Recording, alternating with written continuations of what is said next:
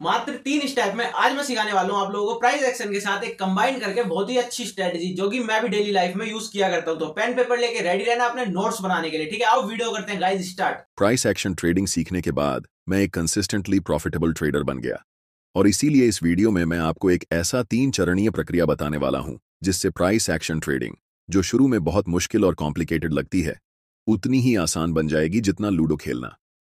तो सबसे पहले, प्राइस एक्शन ट्रेडिंग आखिर है क्या? ये एक ऐसी ट्रेडिंग स्ट्रैटेजी है जिसमें हम किसी भी इंडिकेटर का इस्तेमाल नहीं करते, बल्कि सिर्फ प्राइस मूवमेंट को एनालाइज करके ट्रेड करते हैं। इसका मतलब है कि हम मार्केट में प्रॉफिटेबल ट्रेड सेटअप्स को ढूंढने के लिए सपोर्ट और resistance, candlestick patterns, trend lines, supply और डिमांड जोन्स, चार्ट पैटर्न्स जैसी चीजों का इस्तेमाल करते हैं। इन सभी टूल्स का सही कॉम्बिनेशन हमें यह समझने में मदद करता है कि कहां पर बाय करना है और कहां पर सेल। सबसे पहला स्टेप है ट्रेंड और मार्केट स्ट्रक्चर को आइडेंटिफाई करना। उदाहरण के लिए, अगर हम AUD USD चार्ट को देखें तो यहाँ प्राइस लगातार लोअर हाइज और लोअर लोज बना रहा है, जो ये दिखाता है कि मार्केट डाउन ट्रेंड में है। जब मार्केट डाउन ट्रेंड में होता है तो हमें सिर्फ सेल की अपॉर्चुनिटीज को ढूंढना चाहिए, क्योंकि हमेशा ट्रेंड के साथ ट्रेड करना ही सबसे सेफ और प्रॉफिटेबल तरीका होता है। अगर आप ट्रेंड के खिलाफ ट्रेड करते हैं तो आपको कभी भी एक बड़ा लॉस झेलना पड़ सकता है, क्योंकि मार्केट आपको वाइप आउट कर सकता है। ट्रेंड को आइडेंटिफाई करने के बाद हमें मार्केट स्ट्रक्चर को भी समझना जरूरी होता है। स्ट्रक्चर का मतलब होता है कि मार्केट किस तरीके से मूव कर रहा है, कहां पर बायर्स और सेलर्स एक्टिव हैं और कहां पर प्राइस रिएक्शन दे सकता है। यही स्ट्रक्चर हमें सही एंट्री और एग्जिट पॉइंट्स ढूंढने में मदद करता है। अब हम यहां एक की लेवल ड्रॉ कर सकते हैं, क्योंकि यह इस डाउन ट्रेंड का प्रीवियस लो है, और अगर हम चार्ट के लेफ्ट साइड को देखें तो यह एक स्ट्रॉन्ग सपोर्ट लेवल भी है। इस समय प्राइस ने इस छोटे सपोर्ट लेवल को तोड़ दिया है और वापस ऊपर आकर इस सपोर्ट लेवल को रीटेस्ट कर रहा है। यही हमें अपने अगले स्टेप तक ले जाता है। अब दूसरा स्टेप है प्रिपेयर और प्रिडिक्ट करना।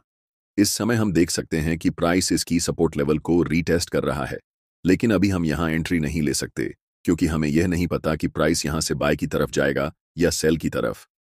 इस स्थिति में प्राइस दो चीजें कर सकता है, या तो यह रीटेस्ट के बाद वापस नीचे गिरना शुरू कर देगा, या फिर यह रिवर्स होकर ऊपर जाना शुरू कर देगा। लेकिन इस केस में ज्यादा हाई प्रोबेबिलिटी किसकी है? जाहिर सी बात है कि प्राइस रीटेस्ट करने के बाद वापस नीचे जाएगा, क्योंकि मार्केट पहले से ही एक स्ट्रॉन्ग डाउन ट्रेंड में है। लेकिन इसका मतलब यह नहीं कि हमें तुरंत सेल करना चाहिए। हमें इंतजार करना होगा किसी स्ट्रॉन्ग कॉन्फर्मेशन का, जो हमें यह बताए कि प्राइस अब रिवर्स होकर वापस नीचे गिरने वाला है और यह डाउन ट्रेंड कंटिन्यू होगा। यह कॉन्फर्मेशन किसी कैंडलस्टिक पैटर्न या चार्ट पैटर्न के रूप में मिल सकता है। इस समय हमें कोई ऐसा क्लियर साइन नहीं मिला है, इसलिए हमें वेट करना होगा। यही वजह है कि इस स्टेज को प्रिपेयर और प्रिडिक्ट कहा जाता है, क्योंकि यहां हम सिर्फ एक बड़े मूव की तैयारी कर रहे होते हैं। अब हम देख सकते हैं कि प्राइस इस की लेवल को ऑफिशियली रीटेस्ट कर चुका है और इस लेवल पर एक डोजी कैंडलस्टिक बन चुकी है। जिन लोगों को डोजी के बारे में नहीं पता, उन्हें बता दूं कि डोजी एक ऐसा कैंडलस्टिक पैटर्न होता है जो मार्केट में इंडिसीजन दिखाता है, यानी मार्केट डिसाइड नहीं कर पा रहा कि अब प्राइस ऊपर जाएगा या नीचे।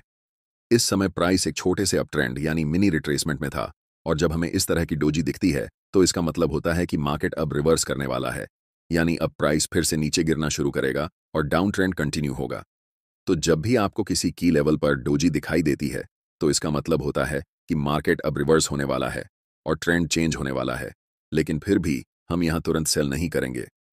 मैं चाहता हूं कि मुझे कोई स्ट्रॉन्ग कॉन्फर्मेशन मिले, जैसे कि बेरिश इंगल्फिंग कैंडलस्टिक, यानी एक बड़ी रेड कैंडलस्टिक जो यह दिखाए कि प्राइस इस लेवल को रिजेक्ट कर रहा है और अब वापस नीचे गिरने वाला है।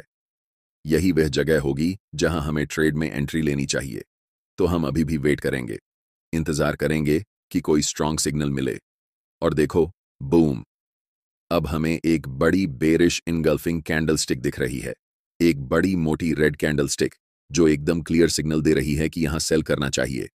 इस की लेवल पर यह कैंडलस्टिक बनने का मतलब है कि प्राइस ने इस लेवल को रिजेक्ट कर दिया है, यानी सेलर्स मार्केट में एक्टिव हो गए हैं और सेलिंग प्रेशर बहुत ज्यादा है। लेकिन अभी हम 4 घंटे के समय फ्रेम पर हैं। अगर मुझे इस ट्रेड में एंट्री लेनी होगी तो मैं 1 घंटे के टाइम फ्रेम पर जाऊंगा। जब हम 1 घंटे के टाइम फ्रेम पर जाते हैं तो हमें दिखता है कि प्राइस ने इस लेवल को एक बार नहीं बल्कि 3 बार रिजेक्ट किया है। पहली बार यहां, दूसरी बार यहां और तीसरी बार यहां। तीसरी बार प्राइस इस लेवल को तोड़ नहीं पाया और ऊपर नहीं जा सका। इसका मतलब क्या हुआ?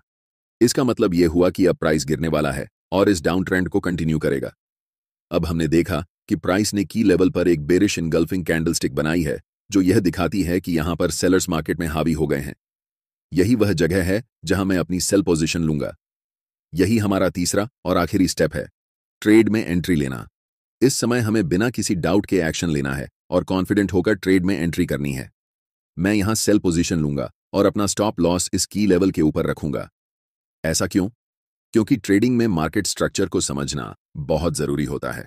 अगर प्राइस यहां से रिवर्स होकर ऊपर जाने लगे तो इसका मतलब है कि मार्केट अब नीचे नहीं गिरेगा बल्कि ऊपर की तरफ जाने वाला है। ऐसे में अगर स्टॉप लॉस सही जगह पर रखा गया हो तो आपका लॉस लिमिटेड रहेगा।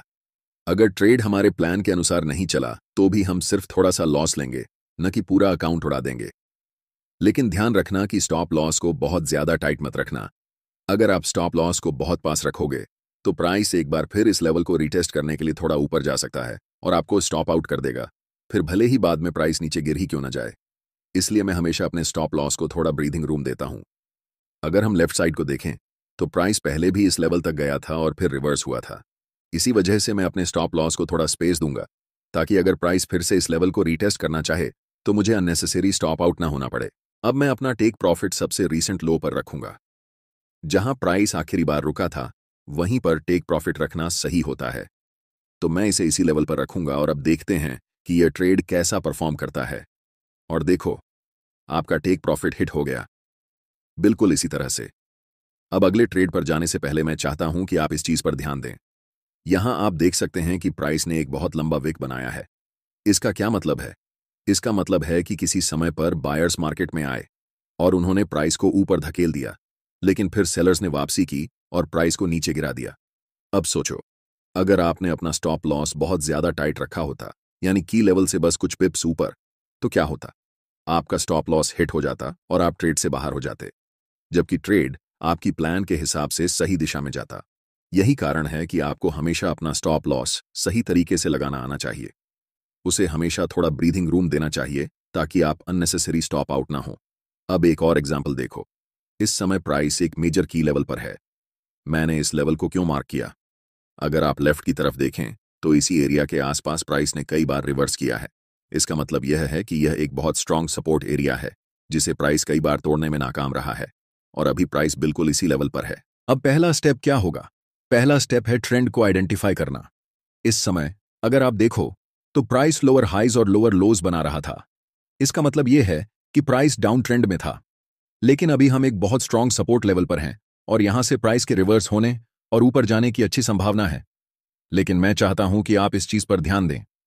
प्राइस लगातार लोअर हाइज और लोअर लोज बना रहा था, लेकिन अब सवाल यह है कि रीसेंट लोअर लो कहां है? रुको, यहां कोई लोअर लो बना ही नहीं। देखो, प्राइस ने इस एरिया पर रिवर्स किया और नीचे आकर एक नया हायर लो बनाया है। अगर प्राइस को डाउन ट्रेंड जारी रखना होता तो वह इस लेवल को तोड़ता, वापस ऊपर आता, इस एरिया को रीटेस्ट करता और फिर नीचे गिरकर नया लोअर लो बनाता। लेकिन ऐसा नहीं हुआ। इसके बजाय प्राइस ने इस एरिया पर रिवर्स किया और एक नया हायर लो बनाया। अब देखो, ये जो नया लो बना है ये पिछले लो से ऊंचा है। ये साफ दिखा रहा है कि मार्केट स्ट्रक्चर चेंज हो रहा है और अब अपट्रेंड शुरू हो सकता है। अभी जो हो रहा है ये पहला संकेत है कि शायद मार्केट एक डाउन ट्रेंड से अपट्रेंड में रिवर्स करने वाला है। इसका मतलब यह हो सकता है कि हमें अब बाइंग अपॉर्चुनिटी ढूंढनी चाहिए। अब हम अपने दूसरे स्टेप पर आते हैं, जो है प्रिपेयर और प्रिडिक्ट। यहां पर प्राइस ने एक नया हायर लो बनाया है जो यह दर्शाता है कि मार्केट रिवर्स होने वाला है। अब दूसरा संकेत क्या है? यह है बुलिश इनगल्फिंग कैंडलस्टिक। इस कैंडलस्टिक को ध्यान से देखो। यह एक बड़ी और मजबूत ग्रीन कैंडलस्टिक है जो दिखा रही है कि मार्केट में बायर्स की ताकत काफी ज्यादा है। जब इस तरह की कैंडलस्टिक बनती है तो इसका मतलब होता है कि बाइंग प्रेशर बढ़ रहा है। इसी वजह से यह हमारे लिए एक अच्छा एंट्री पॉइंट हो सकता है।